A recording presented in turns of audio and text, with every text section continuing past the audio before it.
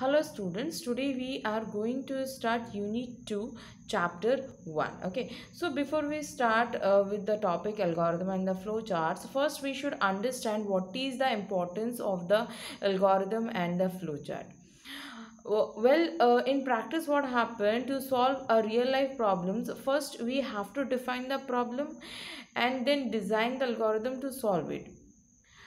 If we talk about a simple program, it's not at all a problem. We can execute it very easily. But if we talk about a bigger one, then each part of the program must be well organized.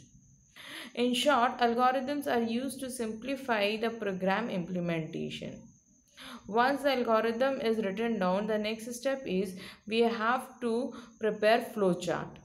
What is a flowchart? Flowchart is a pictorial representation of the process of the algorithm process. Okay, so let us see what is an algorithm. As per the definition of the algorithm, before writing a program, we need to write the steps to solve the problem in a simple English language. Means we will write down step by step what we are going to do, and that is called only the algorithm.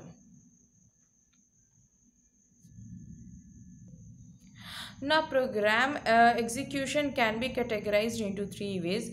One is a sequence statement, another is a selection statement, and the third one is the iteration statement. Let's see one by sequence statement. Sequence statements in the sense that means executing a part of a sequence statement means what? All instructions are executed one after another. Means all instructions are written one by one. Every instruction will be executed. If we talk about the selection statement means what? Some portion of a program will be executed based on the condition. If the condition will give you true as a result, then that portion of the program will be executed, otherwise it will take another path. Fine.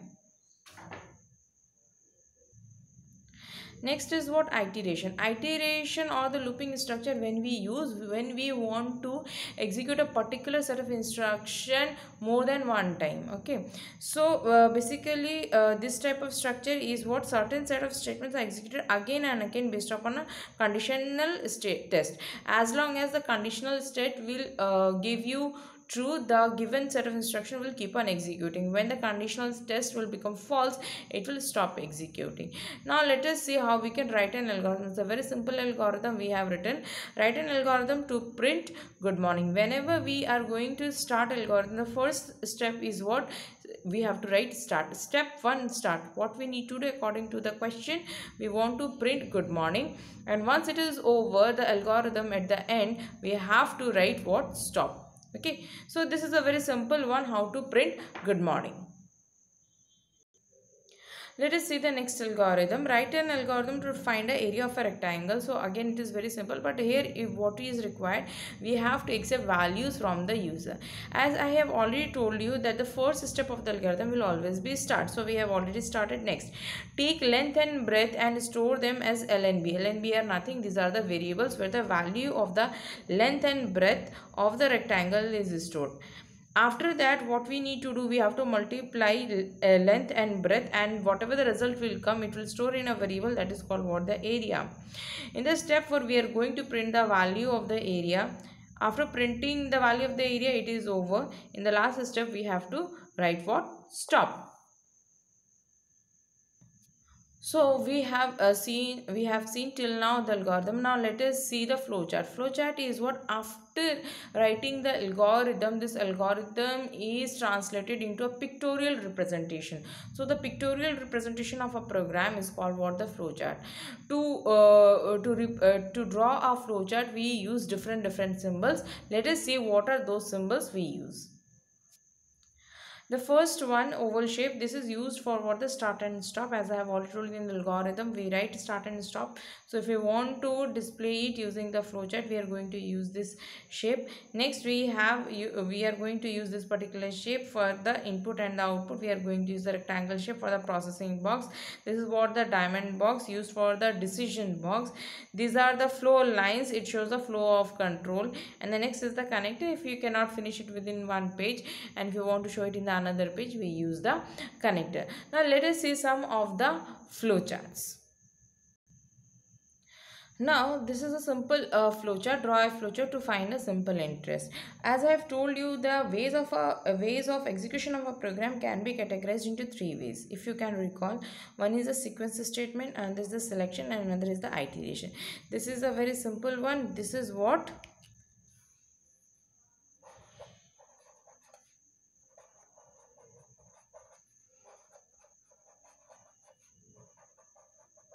sequence statement. Okay, let's try to understand this one.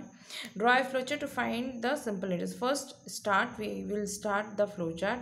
After that we are accepting values from the user, and that is why we have written what input principal, rate of interest and time.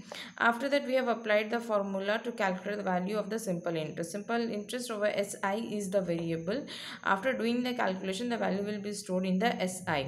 After doing the calculation, what we are going to do, we are going to print the value of the simple interest. Once we have printed the value of the simple interest, our flowchart is over. We have to end it with the stop. So here we have seen the sequence statement. Now let us see the selection statement.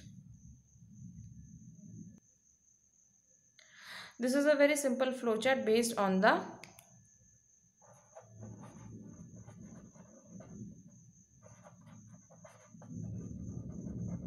selection statement. Fine.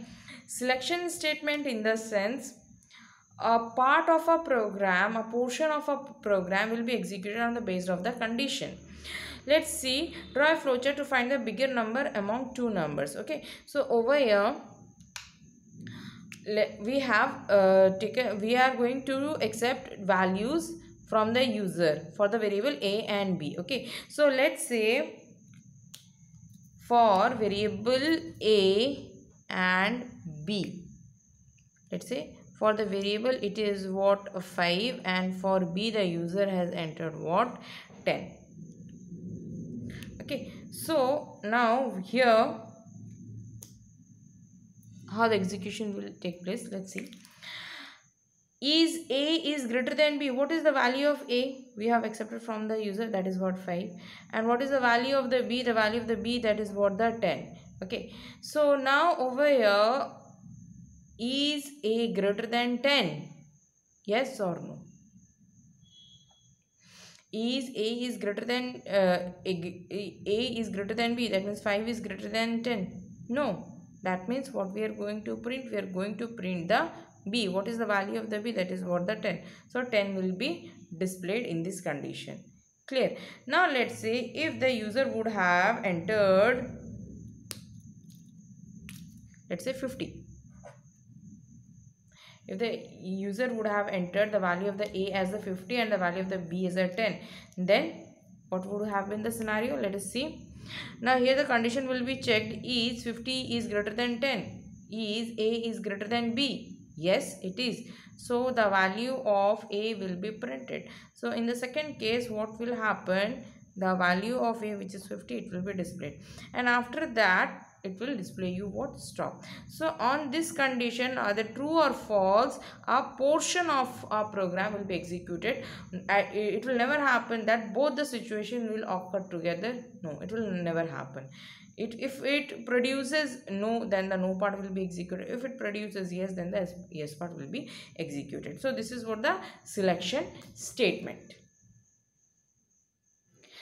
Next is what is the iterative statement. I have told you that iterative statement means what? When we want to execute a certain part of a program or a set of instruction repeatedly, we use what? We use iterative statement or the looping statement.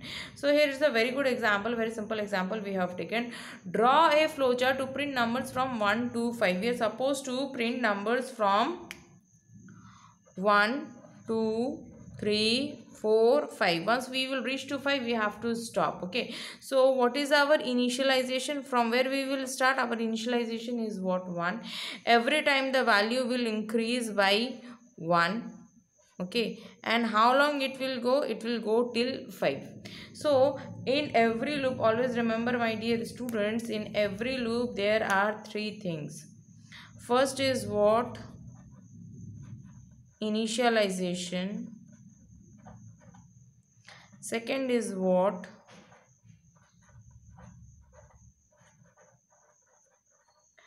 Condition checking. And third is what?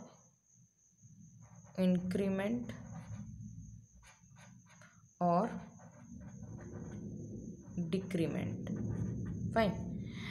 So let me make you understand. Over here we have started the flowchart. Here variable we have taken n is equals to 1. So this is what? This is what the initialization. Now next, is n is less than equals to 5. The value of n at present, that is what? 1. Yes, the value of n is less than 5. So if it is yes, then what will happen? The value of n will be printed. So this line will be executed. So 1 is printed. After that the value of n is increased. So here this is what? This is what the condition checking. After printing the value, what we are going to do? We are going to increase the value of the I. The value of the I will be increased by 1. The value can be decreased or can be increased. Okay, so here we have increased the value. We have incremented the value of n by 1. So n plus 1, it will become what? 2. Then go back over here. 2 is less than equals to 5. The condition is true. Yes, it is true. Then print the value of the n. 2 is printed. After that, 2 plus 1, the value of n will increase by 1. Okay, so it will become what? 3. Again go back over here. Condition will be checked. 3 is less than equals to 5. Yes, it is. Again the 3 will be printed. Now again the value of the n will increase. 3 plus 1, that is what? 4. Go back over here. So this is what? 4. 4 is less than equals to 5. Yes, it is still less than equals to 5. Then the print of the value of n, 4 will be printed. After that, present value, that is what? The 4. 4 plus 1, the value of n will increase. It will become what? It will become 5. 5 is less than equals to 5. Still it is condition is correct. The value of 5 will be printed. After that, 5 plus 1, the value of n will become what? 6. So over here 6 is greater than equals to less than equals to 5. No, 6 is neither less than or nor equals to 5. It is greater than 5. Okay, so no, this condition will give you answer no when the value of n will become 6. No, stop. Here after printing values from 1 to 5, it will stop printing. So this is what the looping statement. Looping statement can be of two type. One is finite loop, another is the infinite loop. Finite loop in the sense where the number of iteration is known, just like this is the number of iteration, it is fixed, it will execute for the 5 times. But in some of the loop, if the number of iteration is not known or it is not fixed, that is called what? The infinite loop. Okay, so here we have finished the chapter. Students, if you have any question, any query, please write down into the comment box, and please don't forget to like, share and subscribe to my channel. Thank you students for your patience.